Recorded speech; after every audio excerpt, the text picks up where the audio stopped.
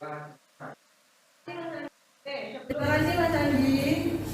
Sebelum saya mulai pembelajaran, saya cek dulu kehadiran kalian. Hari ini masuk semua? Masuk semua? Masuk. Ya, topinya dilepas ya. Sudah sehat? Kemarin katanya sakit. Alhamdulillah sehat. Oh, sudah sehat. Sakit apa? Kecapean, oh ya. Jangan sampai kecapean ya, dan karena kondisi cuaca yang sekarang pancaroba jadi gampang sakit. Oke ya, untuk mulai pelajaran sebelumnya kita pupuk semangat dalam diri kita dulu. 10-7 Always semangat. 10-7 Always semangat.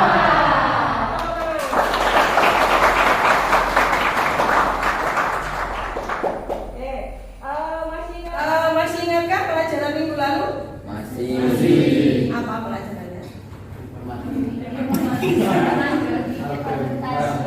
Berpikir otak rasional. Kalian belajar apa itu? Tentang logika.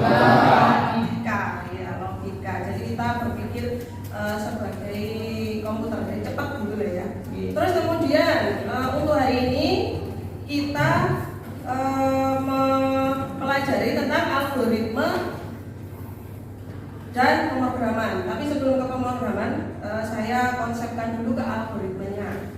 Itu ya, kalian simak video pembelajaran di layar.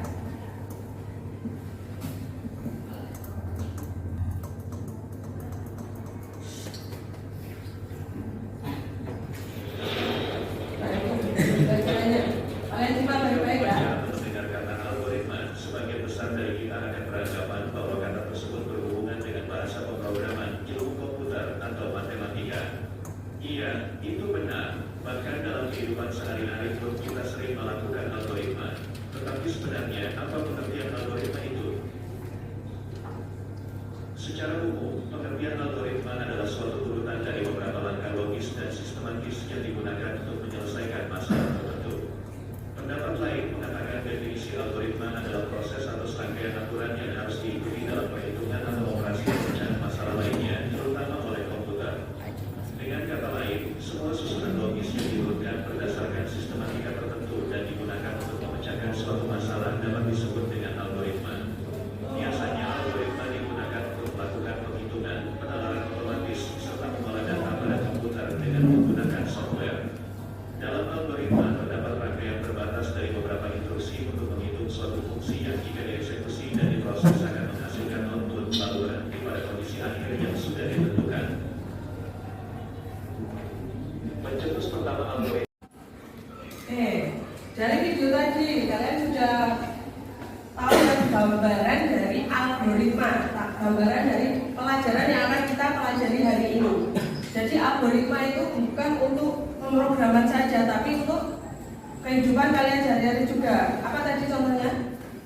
Kemudian apakah kalian bisa menggunakan permasalahan tersebut ke dalam bahasa sehari-hari dan flowchart? Berusaha buat bisa. Iya, pintar. Yang lain mau berusaha ya? Iya. Oke, siap. Terus kemudian untuk hari ini tujuan pembelajaran kalian mampu menggunakan algoritma ke dalam bahasa sehari-hari. Terus kemudian kalian juga mampu menggunakan simbol atau diagram alir untuk menguraikan algoritma dengan benar. Itu tujuan kita hari ini. Nah, untuk lebih memahami, kalian perhatikan video pembelajaran seperti berikut. Seperti apa sih? Soal tadi ya.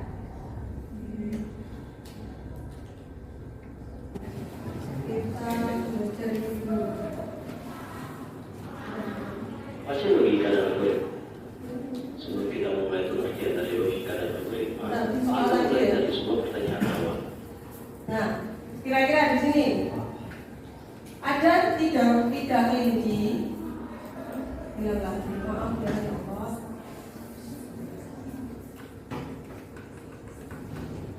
Tadi ada 3 buah kelinci. Jadi, apa sih logika dan algoritma? Pause terlebih dahulu video ini dan coba mulai belajar soal ini dalam waktu 8 3 buah kelinci. Yang hasilnya adalah 12. Dan kemudian ada kelinci ditambah burung dara hasilnya 5. Terus kemudian ini badak ditambah si burung dara hasilnya 29. Kira-kira kelinci ditambah burung dara sama badak hasilnya berapa? 103 atau 105? 110.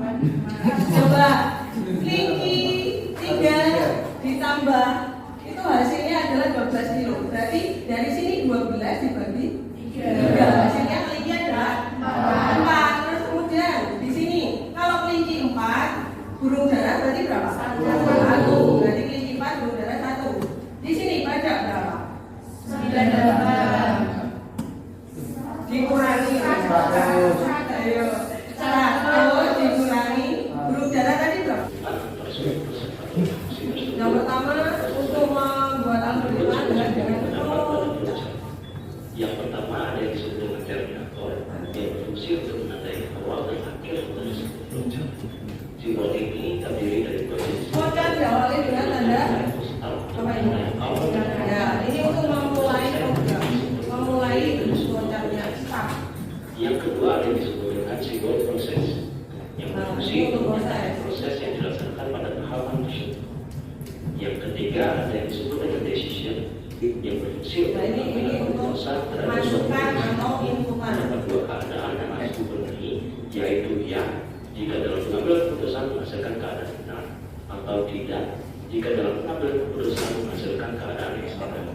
Yang keempat ada yang disebut dengan subproses. Simbol ini adalah simbol proses yang dapat dibuat menjadi lebih detail, menjadi bagian-bagian proses atau subproses lain. Yang kelima ada yang disebut dengan data. Simbol ini menyatakan data tertentu yang terkait pada sebuah flowchart. Selanjutnya ada yang disebut dengan penunjuk alir atau flow direction. Simbol ini digunakan untuk menghubungkan setiap buat langkah-langkah pembuatannya dalam bentuk teks saja. Jadi di judul sebelah kiri kita sudah tentukan langkah-langkah pembuatan sistematis. Sedangkan di sebelah kanan ini nanti akan kita membuat flowchartnya. Jadi di awal dan di akhir dari flowchart itu pasti ada yang namanya terminator. Ini adalah simbol flowchart dengan simbol yaitu ellipse. Jadi kita buat ellipse terlebih dahulu. Kita buat terminator terlebih dahulu. Di awal dan di akhir dari flowchart itu pasti ada yang namanya terminator. Ya, untuk memulainya pakai ellipse ya. Dua ellipse. Oke, terus untuk kegiatan kalian adalah scan barcode ini, keluarkan HP kalian. Scan barcode ini untuk membuka LKPD kalian.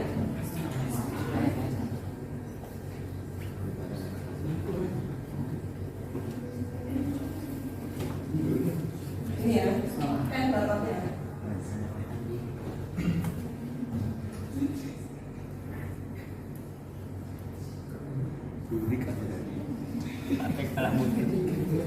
Bisa?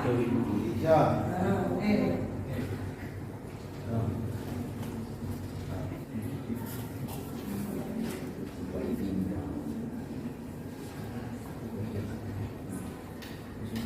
Bisa? Bisa? Ya.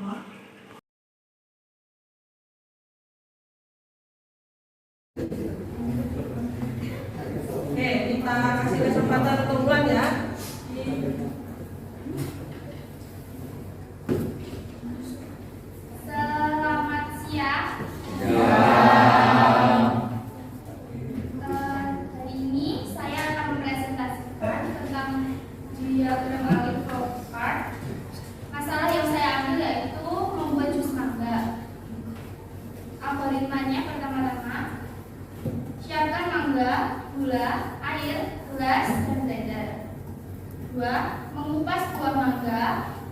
3. Masukkan mangga, buah, dan air ke dalam blender. 4. Tekan tombol on dan blender hingga halus. 5. Dicoba terlebih dahulu. 6. Jika rasanya sudah manis, masukkan ke dalam gelas dan siap dinikmati. Lalu bahasa sehari-hari. 1. Mulai. 2. Siapkan mangga, gelas, air, dan blender. 3. Kupas buah mangga. 4. Input mangga. 5. Input gula. 6. Input air. 7. Tekan tombol on dan blender hingga halus. 8. If jika belum manis, dan input gula. Lalu 9. Else saat sudah manis dan tuangkan ke dalam gelas. 10. Jus mangga siap. Ya. Terus kemudian flowchartnya, saya tampilkan dulu flowchartnya.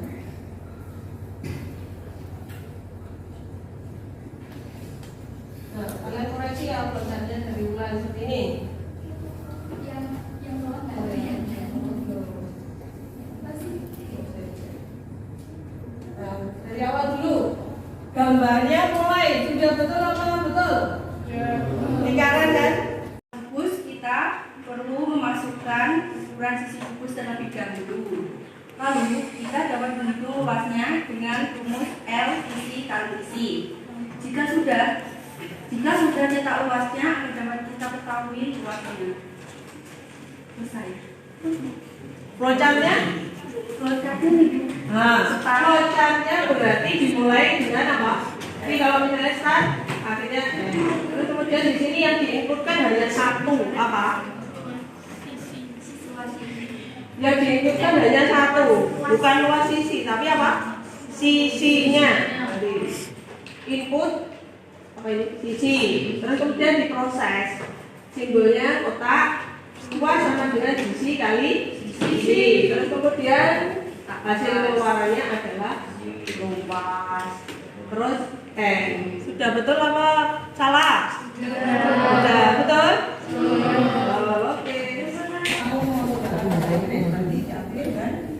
Ojo start terus ini selesai. Sama dengan sinkron. Jadi kalau misalnya start, akhirnya terus kemudian di sini yang diinputkan hanya satu apa? Yang diinputkan hanya satu, bukan luas sisi, tapi apa? Sisinya. Input apa itu? Sisi. Terus kemudian diproses. Simbolnya kotak, luas sama dengan sisi kali sisi. Terus kemudian hasil keluarannya adalah luas. Terus sudah betul apa salah? Sudah betul? Oke.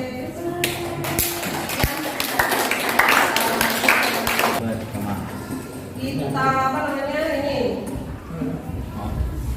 Hasil yang kita dapatkan hari ini untuk kegiatan pembelajaran apa? Kita belajar apa tadi? Algoritma. Algoritma itu apa sih? Urut-urutan dalam membantu pemecahan sebuah masalah. Dapat dituliskan dalam berapa cara? Dua cara. Yang pertama adalah ya dengan menggunakan flowchart atau diagram aleh. Yang kedua dengan menggunakan bahasa sehari-hari. Oke.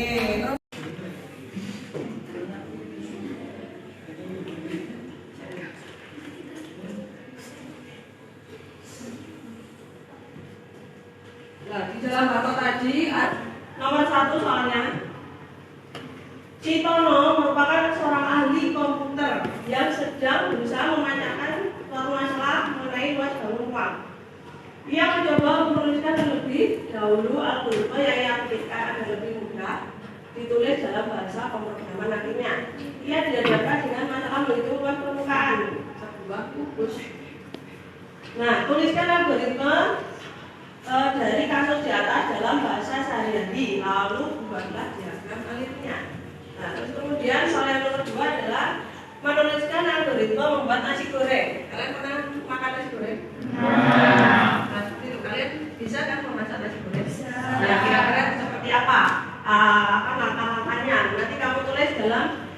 sehari-hari dulu lalu. Oke, kalau sudah selanjutnya untuk referensi kita hari ini, saya minta pendapat kalian tentang mata pelajaran yang sudah kita kerjakan hari ini. Kamu sekian bahwa ini juga kamu isikan apa namanya kesan-kesan kalian di sini. Di scan dulu barangnya.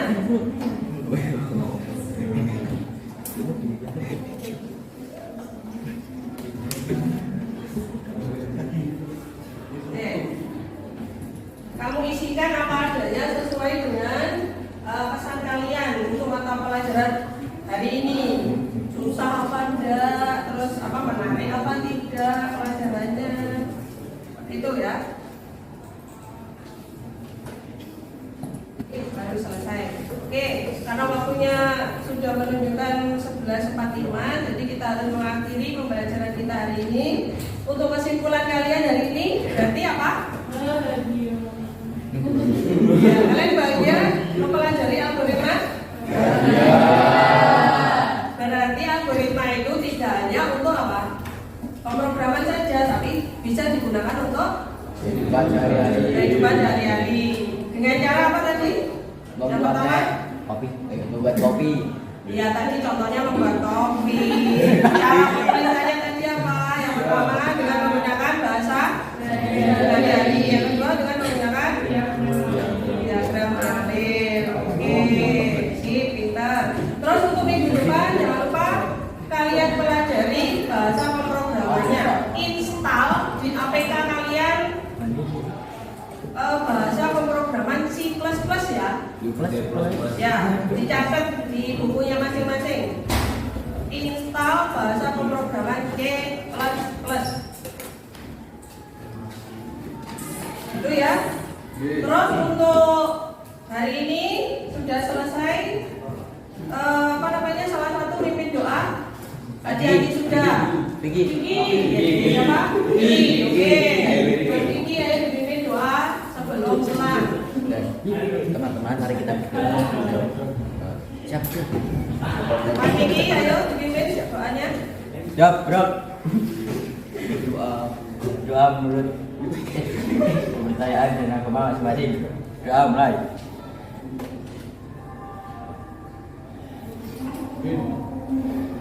Doa selesai. Terima kasih